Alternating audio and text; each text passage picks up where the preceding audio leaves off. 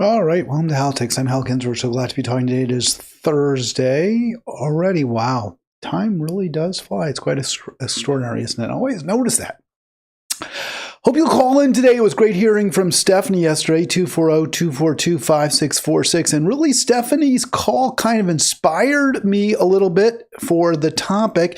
She brought up the problem that I think so many of us are facing right now, watching things fall apart, watching our nation really go to a very dark place and seemingly incapable of, or not even really desirous of, extricating itself from that place, genocide. And she called to say she doesn't know what to do. And I say this program is about trying desperately to come up with solutions, trying to gather, use that hive mind, as I've used that expression before, to maybe think of something we can do. And honestly, I'm kind of at a loss, right? I wish I had answers. My answer is, hey, vote green every time, right? Vote for the green candidate. Vote for Jill Stein. And, well, you should have voted for Jill Stein in 24. You should vote for Butch Ware if you're in California. You should vote for Andy Ellis if you're in Maryland next year for governor. That's the only what I can come up with. Go to events, go to meetings. Hey, by the way, Splash Ken Berger, happy Thursday to you too. Thank you so much for the shout out in the chat. Really appreciate it. Got some nice comments yesterday.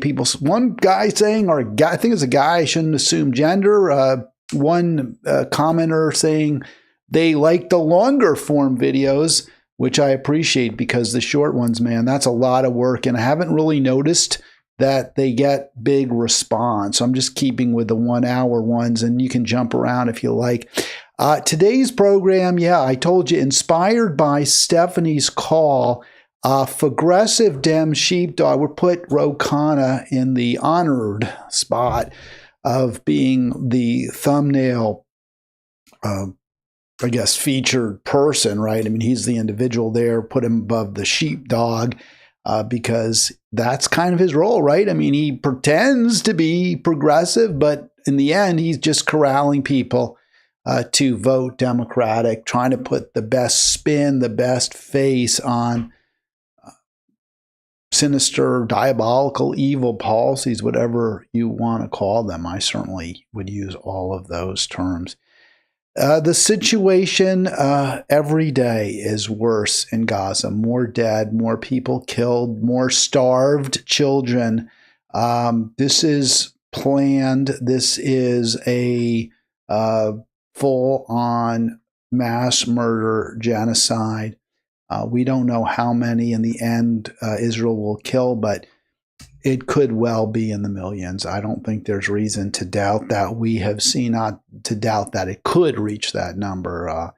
We have certainly seen in the past that brutal tyrants, evil regimes have killed millions of people. I understand from at least one source, I don't know how reputable, the Mongols in the 13th century under Genghis Khan, also I guess known as Temujin, may have killed up to 40 million Eurasians.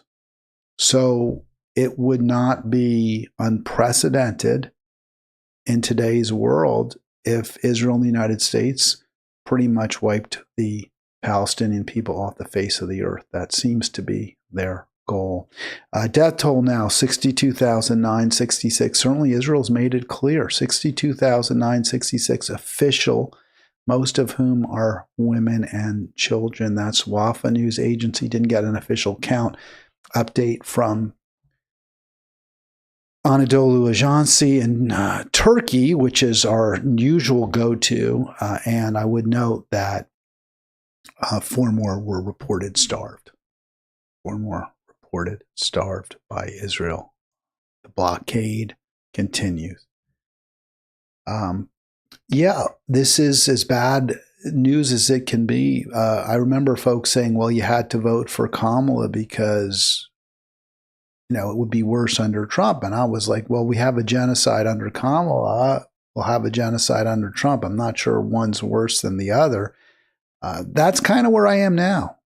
I don't see the Democratic Party in any way as a champion of life, of freedom, of democracy, just the opposite. And even their best in quotes,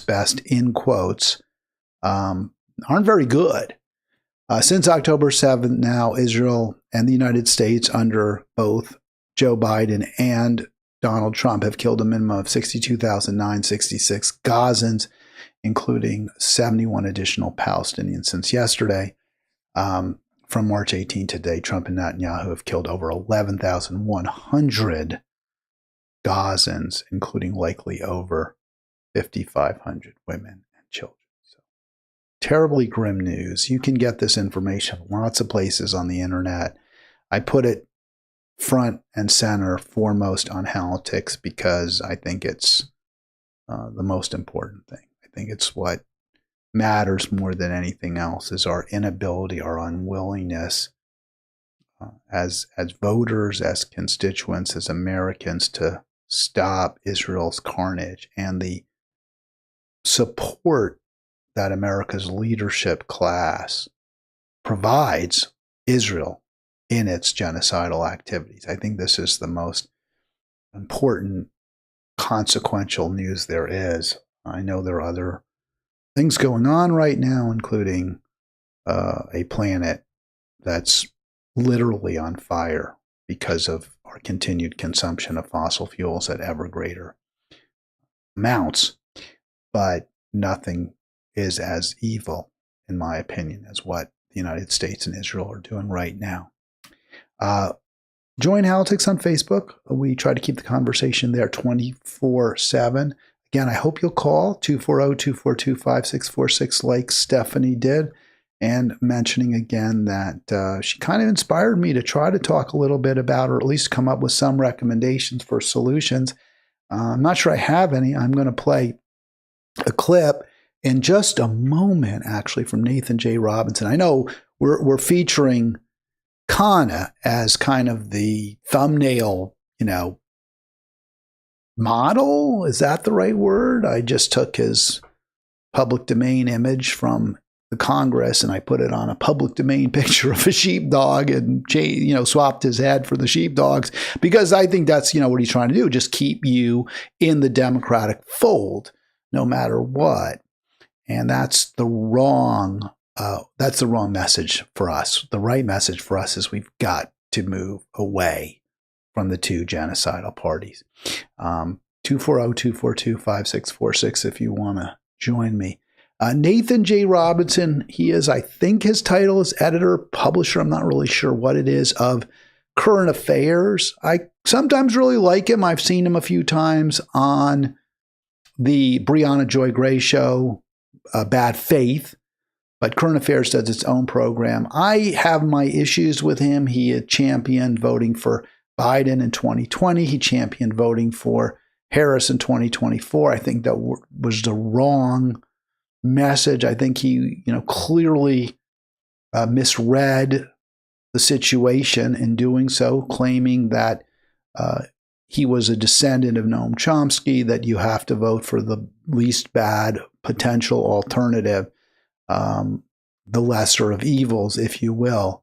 I think he was very much mistaken, I think, in his role as a influencer, a Current Affairs, an online journal, digital journal that has a decent amount of readers, and that he punches above his weight to a degree because he's invited on programs. I think his obligation was to try to build something better as a counterweight to the Democratic Republican Party.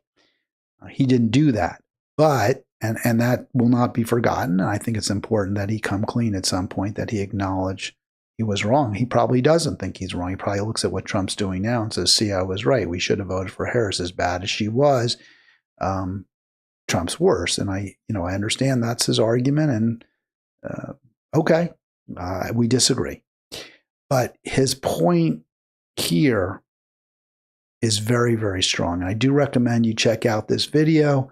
accomplices to genocide. I'm not going to play all of it, but again, I'm about solutions. If listening to, watching Nathan J. Robinson, Current Affairs, reading their online articles helps us build a true leftist movement, great. Anything that works. Here he is.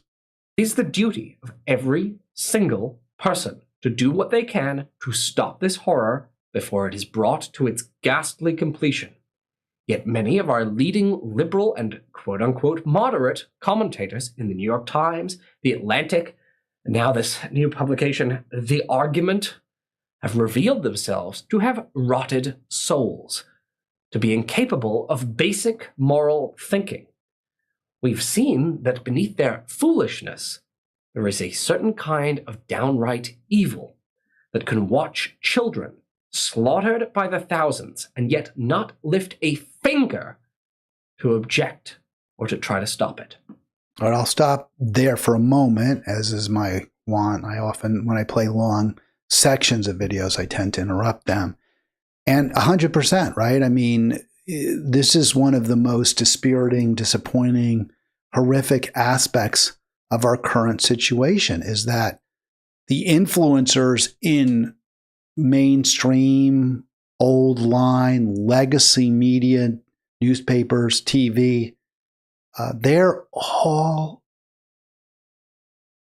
compromised or much, much worse. So he's talking about Brett Stevens, he talks about Barry Weiss, he talks about a number of different writers, commenters who make excuses for Israel, defend Israel, justify what Israel's doing, deny Israel's crimes, deny America's crimes. He also pointed out the corruption in Democratic leadership, went after Gavin Newsom, and rightly so, for his failure at any point to take, and Newsom's important because he's probably the front runner. If he's not, Buttigieg is. Buttigieg also refusing to call what Israel's doing a genocide, refusing to insist that we need to stop providing any aid, any assistance to genocide. So Robinson is describing the sickness, the rot in the soul of America. Matt Iglesias is apparently incapable of believing that anyone actually cares about Palestinians simply because he doesn't. And I used to laugh at this. I'm going to stop it again because I thought the reference to Iglesias was really important. Robinson talked about Iglesias as quoted from several of his articles in which he tries to minimize or diminish the anti-genocide movement, the pro-Palestine movement, that is, Iglesias does, by insisting that there's a hidden agenda, right? It's to gain power. The left is only siding with Palestine or condemning Israel because it wants to gain power somehow, even though, as Robinson rightly points out, the anti-genocide, pro-life, anti-Israel, anti-Zio-Nazi movement has been marginalized, that you get nowhere in the Democratic Party if you condemn Israel. So that the argument that Iglesias is making is clearly false, clearly bogus. But what Robinson is saying is, I think this is true, is that this very wealthy man, Matthew Iglesias, very privileged man, Matthew Iglesias, can't imagine that anyone cares about Palestinian life. Really probably can't imagine anyone cares about human life. More from Robinson. But now they terrify me. What hope does humanity have when an outright genocide can take place and be met with indifference or support by the leading liberal commentators? But while they may have failed to reach basic minimum standards of human morality, the rest of us can act differently. Right, so this is where, and I mentioned, Stephanie asked, what can we do? She said yesterday, I don't know what I can do. So this video, to a degree, right, Robinson tries to come up with an answer. What can we do? He points out the absence of any human decency amongst this commentator class, whether it's, we mentioned Iglesias, Brett Stevens from the New York Times, Barry Weiss, many others, and also among the political class, the so-called progressives. So they may have no morality. They may be morally and intellectual bankrupts. But Robinson says we can do something. So this is where I pricked up my ears. Follow the example of the heroic Palestinian solidarity movement. We can call a crime a crime. We can refuse to look away when we see our country arming and funding the slaughter of innocents. We can build alternative information outlets that tell the truth and do not explain away or ignore atrocities. All right, so I want to stop it there because I think we're doing that, right? I mean, I think that's the people I work with. I'm doing that with Halitics, Code Pink, Maryland Israel Development Center opponents, right? We're trying to fight against any kind of public-private partnerships with Israel. We're Montgomery Peace Action, Maryland Peace Action. We're doing all of those things, and it's not stopping the genocide. It's not stopping the political corruption, the rot at the heart of American government. And these sorry figures as cautionary tales, warning us about the kind of people we could turn into if we pursue clicks, dollars, and our careers, rather than remaining steadfastly committed to caring about what happens to other human beings. So he's saying, obviously, and I mean, he says it better than I do, but just to paraphrase a little bit there, Robinson is saying that the amorality, the sociopathy that you see, the lack of any concern for human life that we're seeing throughout our institutions is a result of greed, is the pursuit of clicks, is the pursuit of dollars. And I have to say, when I heard that or saw that, I have to say my mind went to Robinson for just a moment to think, well, you did call for support for the Green Party. You did tell people they should vote for Kamala. Now, I think in my heart you were principled. You believed that was the right thing to do. But it always occurs to me that the folks who are the insiders in any way, any shape or form, who have some kind of institution with some audience, they do become somewhat, their toe is somehow inside of one of the major parties. And if they're to the left, it would be the Democratic Party. If they view, or they truly are, like I think Robinson is truly to the left, they still seem, when they get some power, and this includes Jacobin Magazine, some audience, Jacobin Mag, The Nation, they see their future somehow tied to the Democrats. And so I don't know, I'm not saying that is what motivated Robinson to take what I consider to be a very wrong, very misguided, harmful view in the 2024 election. But to the extent that we're going to try to change things, I think it has to be by building something different, better, cleaner than the Democratic Party. All right, one of the kind of, I guess, darlings of the Democratic Party is Representative Ro Khanna. And I said in the description there, this is progressive punch leading with the left. I don't know if you can see it. I'm going to blow it up a little bit. That progressives seem to like Ro Khanna. Now, I don't really know that. I'm going to assume that when I was at Our Revolution, he was always on our call. A lot of times, he was always willing to come on our calls. I know that Brianna Joy Gray has said, hey, I give him, as much business as I can, and he still comes on board. So there is something to be said for that. I give him that much credit. I don't know if he keeps getting reelected. I'm going to assume, based on the score, that progressives do seem to like Ro Khanna. He's listed here as the 29th most progressive member of Congress. So I guess that would put him in the top, 29 out of 440. So was that top 10, top 8%, something like that? They give him an A score, but look at who's around him.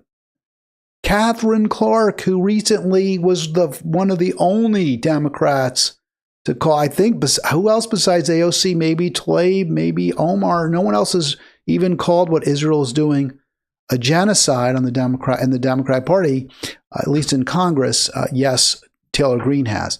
Catherine Clark said it's a genocide. Then she said, no, I didn't mean to say that. Khanna can't. We'll play some clips. But so Khanna's really not even that progressive. He's below Catherine Clark. He's not that progressive. But for a Democrat in Congress, he's pretty close to the top.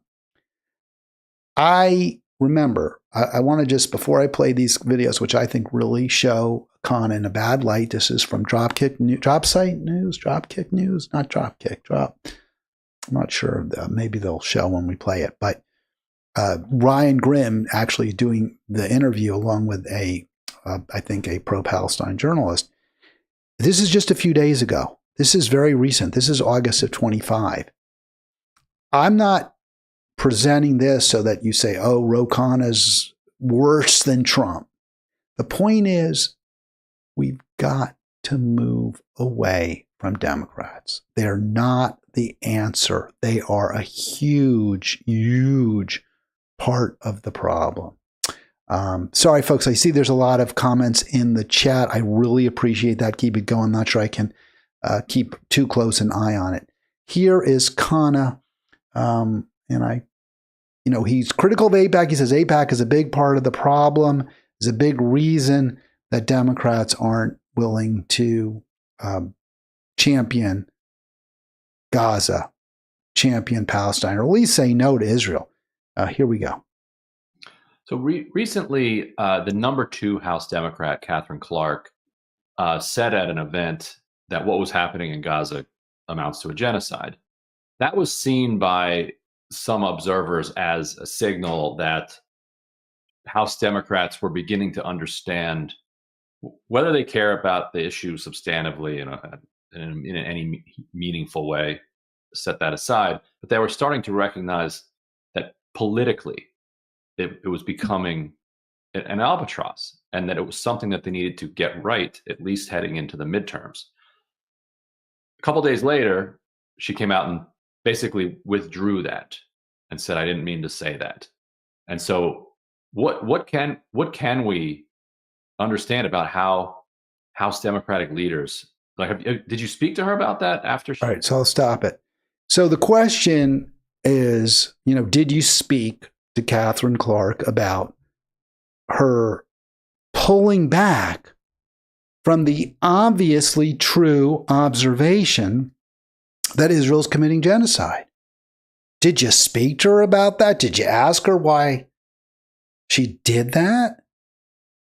So we'll play it because Khan is always remarkably, I won't say good, but he certainly manages to evade every question directly. Came out publicly and said that before she retracted it. And where is House Democratic leadership on this issue at this point?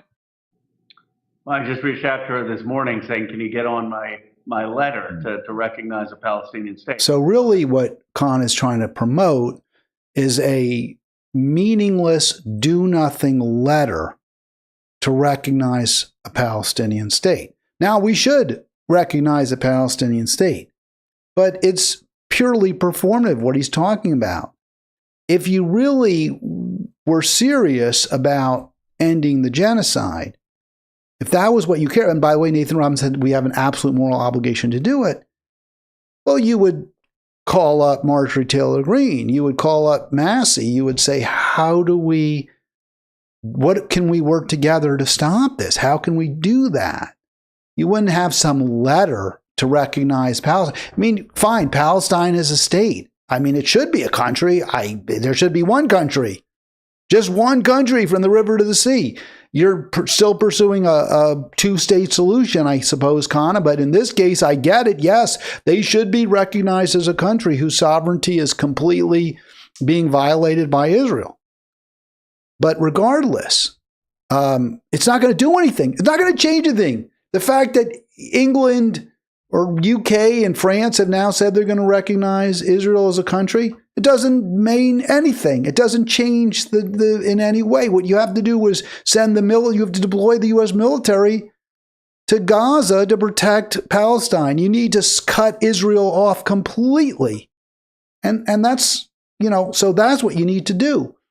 The question there, why didn't you, and the way you get there is you speak clearly with a clarion call for an end to genocide. Khanna, he won't go there. He can't go there. He's a Democratic sheepdog. He will not take on his party. He will not take on the leaders. My view is similar to Senator Sanders, that what has happened is absolutely horrific, that the ICJ has already ruled that we need to take every legal, moral, political step to stop the killing and the starvation, that the ICJ and the legal scholars will ultimately rule, hopefully within the next year or two, on what to call it. And there are a lot of independent... I don't know why... there's not a lot of debate. Independent observers, Israel itself, human rights groups there have said this is genocide. The clarity is important because then there's no excuses. There's no, there's excesses. Maybe the army's going a little too far. No. This is the deliberate extermination of an entire group of people. And you don't have the gumption, you don't have the intellectual honesty, you don't have the morality to say that, Ro Khanna. You shouldn't be in Congress. Already who have weighed in. But as we need to do as politicians is to stop it, to stop the military sales that are being used to kill civilians, to recognize a Palestinian state, to make sure that we are not complicit in the killing, and I don't think so. Yeah, I mean that's true. I agree with him to that extent.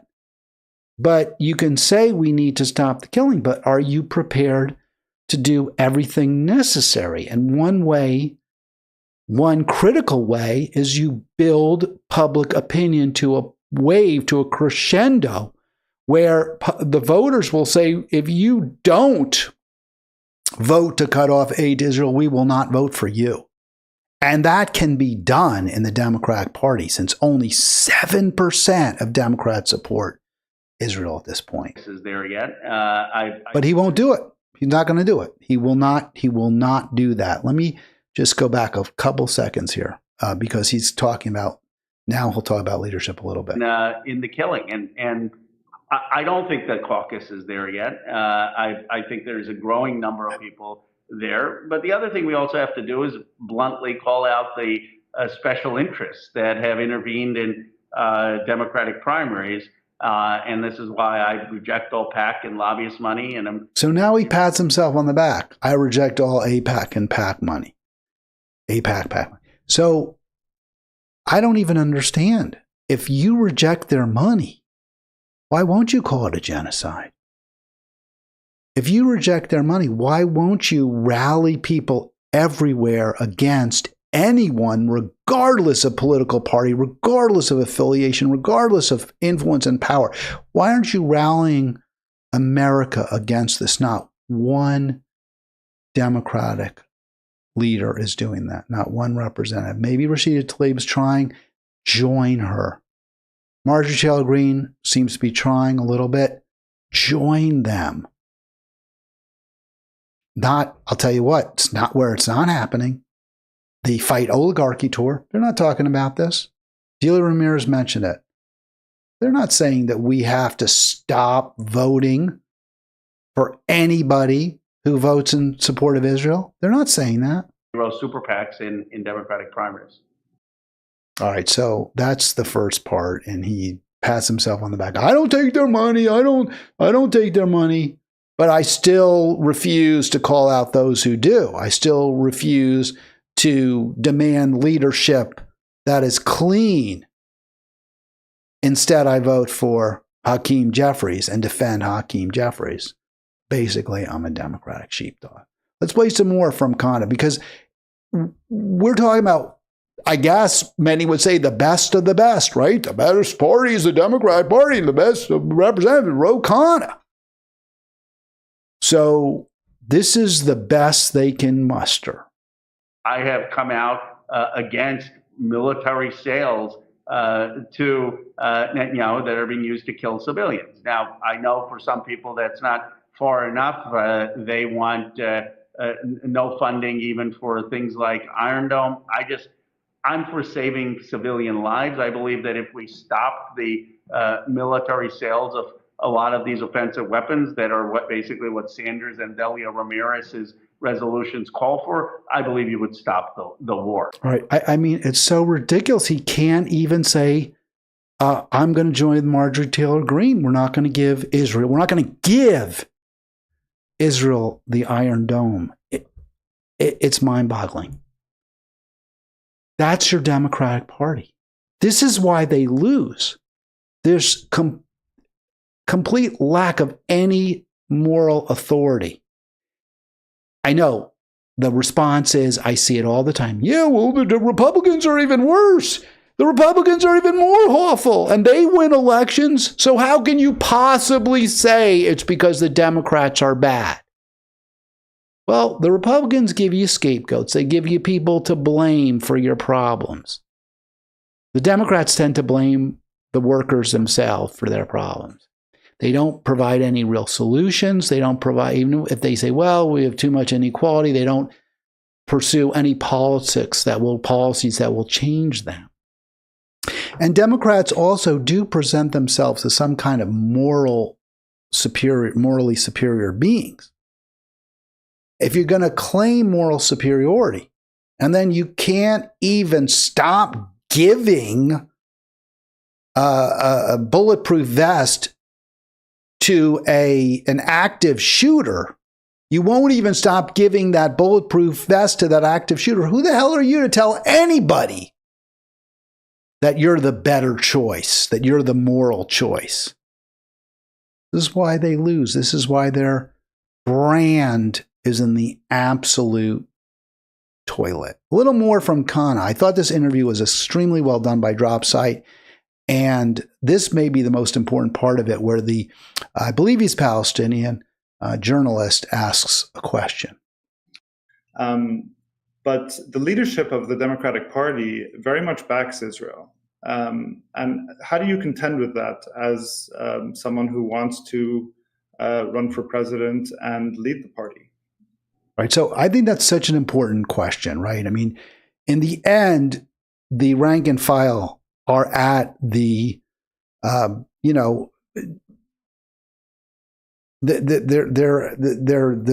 leadership makes the calls. They're at the mercy of leadership. You saw AOC didn't get the job that Jamie Raskin said she should get because Nancy Pelosi, a former leader, promoted a dead man, Gerald Connolly. He's dead. She promoted him over AOC. So you can come on our show, Khanna, and you can say, well, so maybe it's not a genocide, but it's really bad and we need to stop it. But your leaders, who are, by the way, heading a minority party, don't even agree with you. Leaders that you, Khanna, voted for. So how are you going to deal with that? Let's see what his answer is.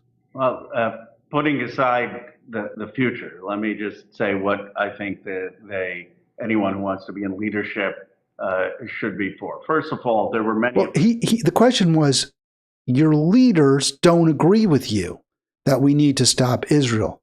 Your leaders keep voting to fund Israel.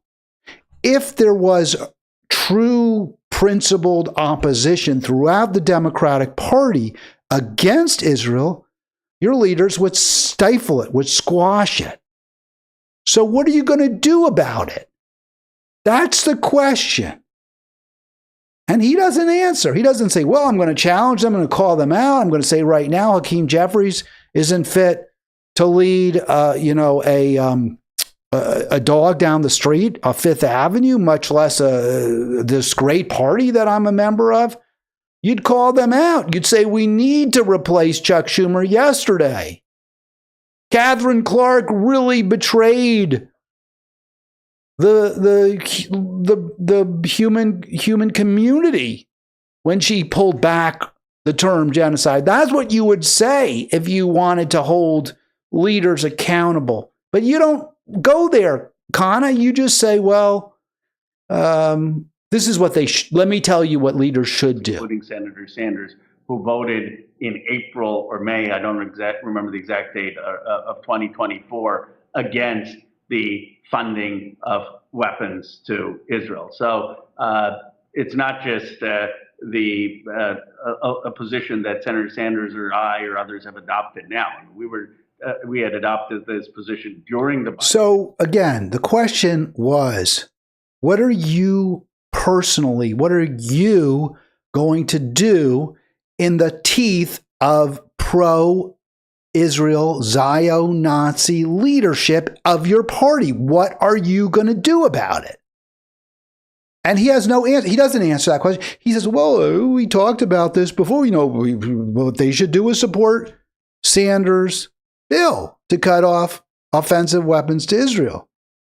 Well, of course they should. And they should have also supported Marjorie Taylor Greene's bill or amendment to cut off funding for the Iron Dome. Of course they should have done that.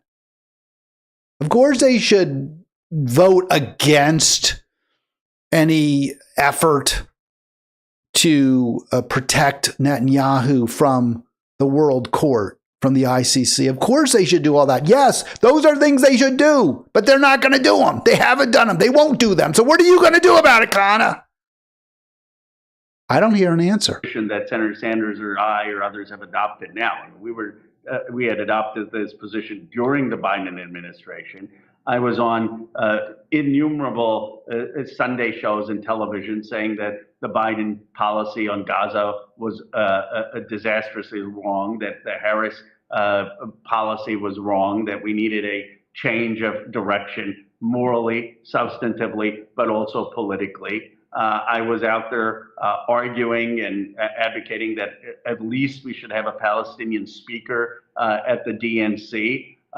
They kept sending me to Michigan. So it's so feeble. He acknowledges, yeah, the Democrats are not doing what I think they should do. They haven't done repeatedly what I think they should do.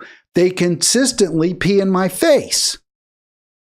They kick sand at me.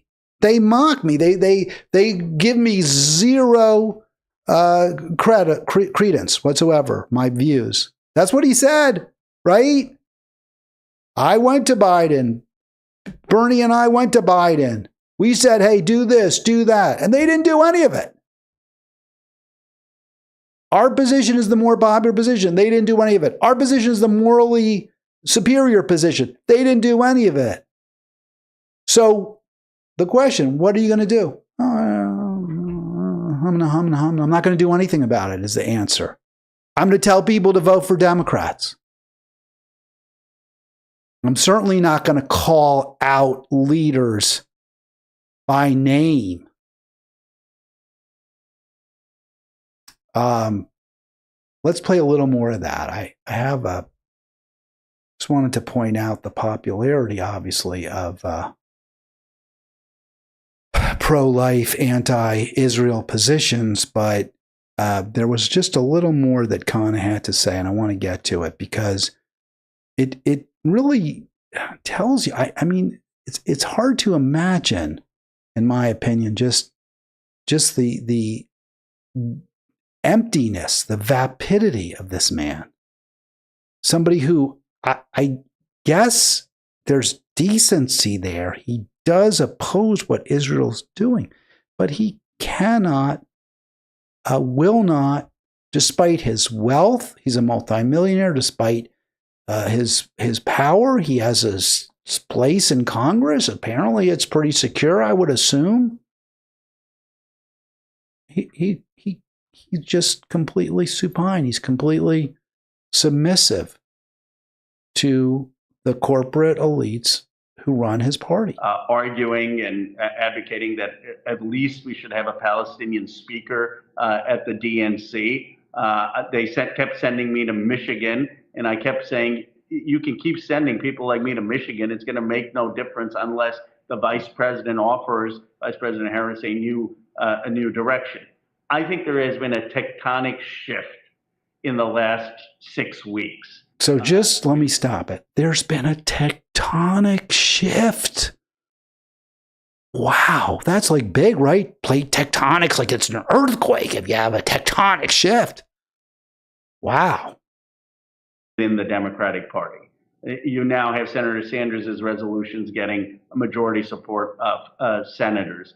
You now have an understanding that what Netanyahu has done and the current Likud party, what they are doing is denying the self-determination of the Palestinian people, is mass starvation, is horrific, and needs to be unequivocally condemned, that there needs to be conditionality to any of the... So it's just a lot of verbiage. It's meaningless. A tectonic shift. We recognize how awful it is in the Democrat Party. A majority of Democratic senators voted for Sanders' bill, which does nothing since it didn't pass. When we had an opportunity to build a bridge with a Republican, we completely kicked it away and said, oh, no, you can't work with her. This party is flaccid. It's useless. It's worse than that. And again, Khanna, by trying to rehabilitate it, trying to cape for it, is doing terrible, terrible work. The arms sales going forward, that there needs to be a real commitment to a Palestinian state. And I believe that that is a position that can get certainly majority support amongst Democratic voters. And all right, so look, we've got a tectonic shift. We've got a major change. And in fact, we could even get a majority of Democratic voters on our side. Dude, the majority of voters, not just the majority, a huge majority, a super majority, 90+% want us to stop supporting Israel altogether. It's not a question of recognizing a Palestinian state. They want us to stop giving Israel anything. You're saying that there's a tectonic shift in the party? The DNC rejected, almost, by a huge majority, a measure backing an arms embargo. That's no tectonic shift. That's business as usual. The DNC chair pulled a resolution that apparently had majority support that would have called for the recognition of a Palestinian state, or at least exploring ways to recognize it. You're saying the party, there's been a tectonic shift when there was actually a sort of a meaningful vote, which would have said, hey, this is our party's position. We support a Palestinian state. The DNC chair pulled it. The so-called progressive DNC chair, Ken Martin, who was backed by groups like Our Revolution over the Pelosi-Hoyer wing, of course, was also backed by Jim Clyburn, but hey, So, I mean, this is absurd. He's just speaking out of his butt. He's going nowhere. This party's going nowhere. This party is a dead end. It's worse than that because when you're spending your energy trying to create a lane, a progressive lane in the Democrat Party, that ain't going to happen. Do I think Zoran Mamdani could be the camel's nose under the Democrat tent, could change the Democrat Party? No, I don't. But I do think that if he's elected mayor, things could get better in the state of New York rather than worse. And I do think that he could be a model for other candidates in big cities in America who are running for office. It could be a template. So, yeah, of course I want him to win. But do I think that somehow the incredibly corrupt Democratic Party will change in any meaningful way? No, they've basically rejected Mamdani. They're trying to expel him bodily from their party by any means they can, regardless of the fact that he's popular, that he actually is reaching the very people who have abandoned them. I saw this headline in the New York Post. It's last night, August 27, so it's the evening edition. And I was intrigued because what I've been doing, this is always, whenever there's an election that I really care about, this is what I did in 2016 with Bernie and 2020. I was like, always, what's the polls? What are they showing? Who's going to win? Is Bernie? Can Bernie win? Can Bernie win? Can Bernie win? Because I really want now. I mean, a lot of blooms off the rose for Bernie, but at the time, I really wanted Bernie. Even in 2020, when I already was less besotted by him. In 2008, I really, really wanted Obama to win. I really wanted to beat Hillary, and I wanted to beat, obviously, McCain, and I was glad he did. In retrospect, he was not very good. Not good at all. Now I'm putting some hopes in Mamdani. I hope I'm not disillusioned at some point. I hope I'm not, mugged by reality, as some people say. Maybe I won't be. I hope I'm not. I hope Mamdani not only wins, but is a great mayor. Maybe he will be. So I saw this headline in the Post because I've been trying to find new polls.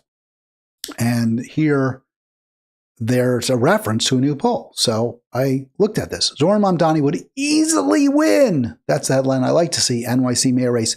But he'd have a real fight in a one-on-one battle poll. So apparently a new poll did come out. And the headline bespeaks what we've all, what certainly Andrew Cuomo has been saying. Hey, I can beat him one-on-one. I just need to get the clear to the deadwood out. Sliwa gone. Adams gone. Walden gone.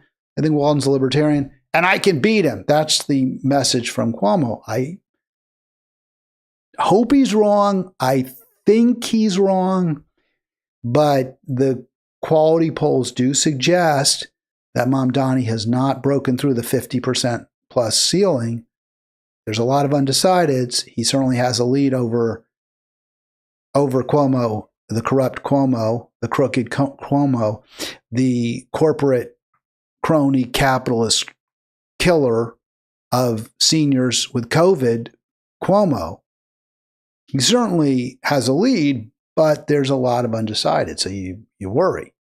So I looked at this article in the Post, and according to yesterday, Mamdani would easily win, but a dogfight, though, if it's a one-on-one contest. And user claims, in fact, it says he'd lose 41% to 52%. That got me very nervous. And he might even lose or would just barely eke out a win over Mayor Adams, Eric Adams.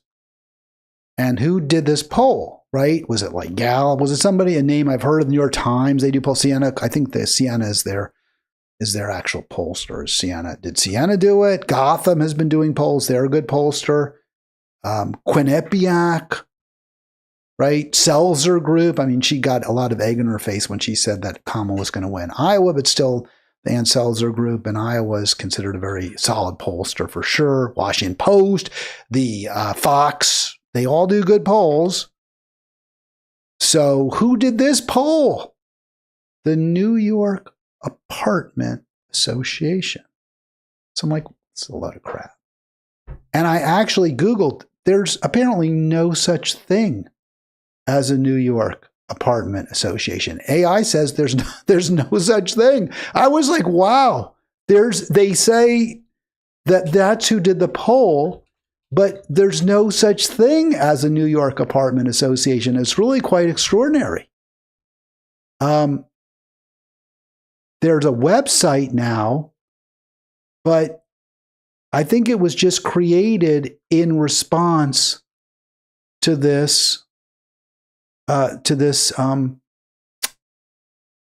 article, or to this created to build polls that support corporate candidates. And obviously the New York Apartment Association, well, let me show you. There is apparently now. The AI that I looked at first said there's no such thing, but now they do pop up. I guess there's a lot of questions about who they are.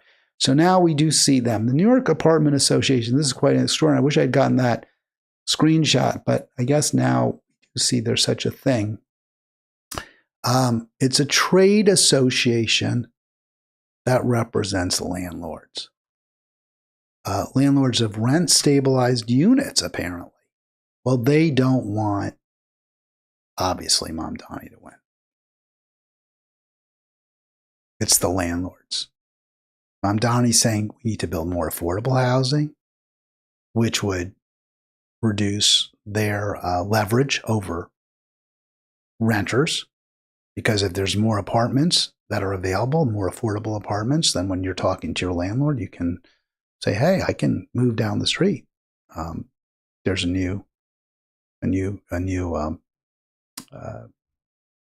building. It's an old building. New York is so developed, but it's an older building, but it's been renovated. The apartments are nice, and they're cheaper than what you're trying to charge me for this 3-bedroom. So, maybe I'll move.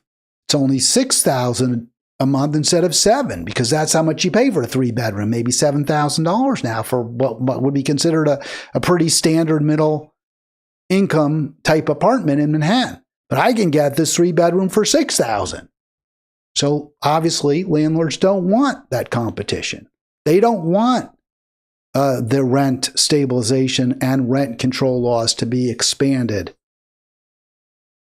So they're going to be a bias group. And their poll clearly reflects that bias, since it flies in the teeth of everything else we've seen, which is that Mamdani has a sizable lead over everyone, even in head-to-head polls. So I'm not giving any credence to an landlord association poll. And I'm not the only one. I was really interested in this comment here by Democratic strategist Ken Friedman. Looks like a fantasy poll commissioned by Andrew Cuomo, said Democratic strategist Ken Friedman. If the election were held today, Cuomo would not beat Mamdani in a one-on-one race. So that's what Friedman said. And I was curious, well, who's Friedman? The poll is obviously, by biased people. But what about Friedman? Is he biased? And it turns out, no, he's not. The Post had reported, or if anything, he's biased against Mamdani. He doesn't want Mamdani to be mayor. He represents, as a consultant, the New York Police Department union. He's a consultant for the police department, and the police don't, that's a very conservative union. It's, if anything, a pro-Adams union. So clearly, the guy who's saying it's a fantasy poll, he's credible. He's speaking in support, or he's speaking in support of a candidate. He's speaking against a poll that has results that presumably his candidates, Adams and Mamdani, would prefer. So I just bring that up because if you see a poll, it's more the point of you got to be really careful what you believe, who you believe. When you read paper, so many people want to believe things that they read. You gotta do some research, some homework.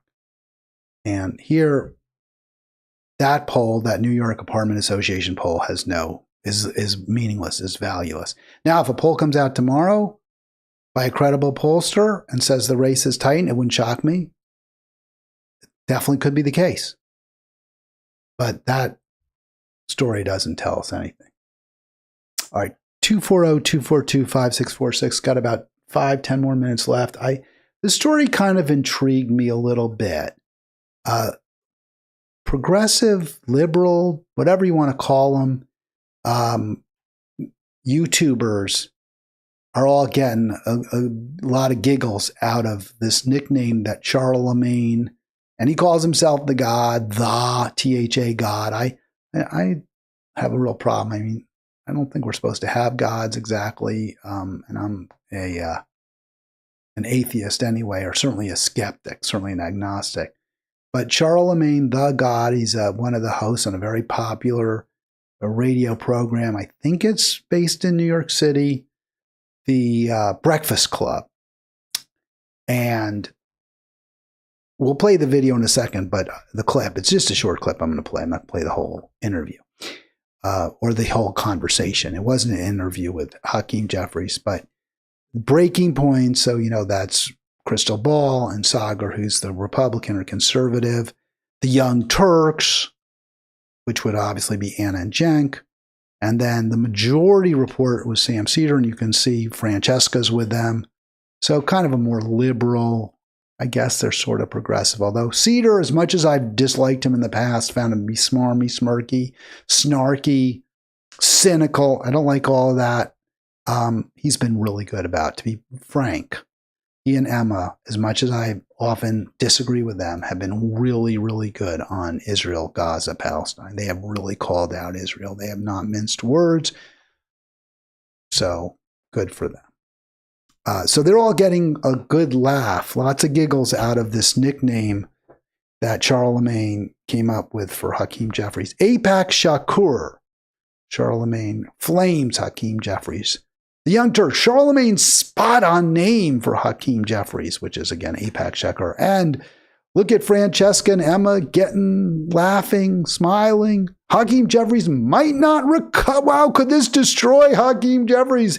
Being called Apak Shakur? Probably not. I think his district includes Wall Street. He has a pretty affluent district. I don't know how many people are watching The Breakfast Club or listening to The Breakfast Club in his district. But let's play the clip. Is it really that great? Should we all be just like, wow, Charlemagne, you really rock. You really nailed that corrupt corporate capitalist, crony, capitalist crook, Hakeem Jeffries, that Zion Nazi. Did you really nail him? Well, let's play the clip. I love having the minority speaker, Hakeem Jeffries. Because, I'm a political nerd. Like, I love. So I don't know who that woman is. She sort of seems to be the Angela Rye. I don't know if Angela Rye is still in the program. She's like a former Democrat. She was a Democratic consultant. I don't know if she still is. She used to be on CNN a lot. She got into it she was on when they interviewed Jill Stein. She really went after Jill Stein, attacked Jill Stein. So the woman who's speaking now, I don't know who she is, but I'm guessing she kind of playing the same role. She says, oh, it's really great to have Hakeem Jeffries on. He's, I'm a political nerd, so I really like talking to people like that. Sounds like she's kind of a fan of Jeffries. So, so let's hear. So clearly they are promoting, at least she thinks she's promoting Hakeem Jeffries for coming on to talk to the Breakfast Club. So let's play a little more of this clip. Here we go. I'll just start. I'll go back a few seconds. Political nerd. Like, I love talking Charlemagne politics. hates him. You do? I don't hate him. I just don't think he stands for anything. Well, I think that I call him Apak Shakur. All right, so Apak Shakur. It's a good name. He gets millions, right? I think millions and millions from AIPAC. And I was like, the Shakur part, I had no idea what they were talking about. But I think it was Ryan Grimm explained on the Crystal Ball program, but it's Breaking Points, but he was the guest host for that interview. He was the host. I don't say guest. He is a host of Breaking Points. So he explained that apparently Jeffries fancies himself somewhat of a rapper, and he likes to rap at lots of opportunities. When he's in events, he'll go, behind the mic and he'll rap out a few lines. And there was some question, is he any good? And Emily Jashinsky said, no, he's not. And Grimm said he's actually not bad. And I actually have heard him. I can't do any of that. He didn't seem that awful to me. I didn't feel like he embarrassed himself. Let me put it that way. He embarrasses himself as House Minority Leader. He doesn't embarrass himself as far as I can tell, as a rapper. But that's why he's called AIPAC Shakur, that's why Charlemagne thinks or came up with that nickname, because like Tupac, who was a hip hopper, Jeffries likes to rap. And AIPAC would be the perfect nickname, Tupac AIPAC, because he gets so much money from the Zionist lobby. Explains his votes for Israel. He's a Zion-Nazi. Goes to Israel. He's a Zion-Nazi. He gets all the money from AIPAC and he supports genocidal policies by Israel. Well, definitely, we did talk about messaging, and I actually went to the. So she immediately assumes the problem is messaging. It's, he doesn't message that well. We need to message better. Not, we need to change our policies. Because any institution, program, any, I guess you'd call it mainstream, and that the Breakfast Club most certainly is, they're a sheepdog for, I guess the community that watch their program. A lot of African Americans, I think their age category probably spans from maybe 20s, 30s, up into the 50s, 60s. I really don't know. But their basic role is to keep Black voters in the Democratic Party. That's what they do. And every now and then, Charlemagne goes off a little bit and challenges that. And here he calls him AIPAC Shakur. Does he challenge him because of his pro-Israel, pro-Zionist, pro-genocide position, which I am quite confident is not real popular among the African-American community, especially when it's struggling. And so much American money is going to protect Israel and to kill Palestinians. Well, definitely, we did talk about messaging, and I actually went to the Capitol and had a meeting with him. And we talked about messaging and how I was like, the frustration with the party is y'all have to get more gangster. Like, stop going by the politics of the late 2000s, in 2010. And you have to like rise to the occasion in the messaging. And he did. In the messaging, right? Not the policy. In the messaging. They're not calling on the Democrat Party to do more, to do something, to help out their own community to the extent that they're representing the African American community. They're not calling for that. Oh, you just have to message better. The words. Hakeem is a puppet. Hakeem's not doing anything if Chuck Schumer don't tell him. So he says he's a puppet. And he's AIPAC Shakur, right? So wouldn't you think that means he's a puppet of Israel? But Charlemagne won't go there. He knows there's a line he ain't going to cross. And that line is, I ain't going to go after Israel. I ain't going to go after AIPAC. Hakeem is. Same line, by the way, that we saw Khanna go up to, but wouldn't quite cross. I'm not going to call it a genocide. I'm not going to do that. He's a puppet. Hakeem's not doing anything if Chuck Schumer don't tell him to do it. And it's simple as that. Right. It's not that simple. It's as simple as he ain't doing anything if AIPAC don't tell him to do that. That's who pulls Hakeem Jeffries' strings. That's, by the way, who pulls Chuck Schumer's strings. That's who pulls so many Congress members' strings. All right, folks, we've done the hour. Before I go, I mentioned, I think there was a comment from maybe yesterday's program, I'm not even sure which it was, that they like the longer form videos. I wanted to get that clear. I want that clarity. I'd love to hear from you on that. Do you want me to do 9-10 minutes now? I'm not saying I will, but I'm just curious what folks want because it's just a ton of work. I really like this format. What I really want this show to be is a call-in show, like the old radio style, which I think had real value. I love that. I think it's really worth it. I don't see it on the internet. It'd stand out. I stand out by doing that right now. But I got to bear about a reality as well. And if no one wants me to do this, well, I'll probably still do it. But I at least want to hear what your thoughts are. I'll be back tomorrow. It'll be a free-for-all. So share them then, noon to 1, or anywhere else. Comments of the video on Facebook, where have you, YouTube, whatever. And I'll be back tomorrow. Thanks so much for being part of Halitics. And yeah, final word, please, yes, please do subscribe. See you tomorrow.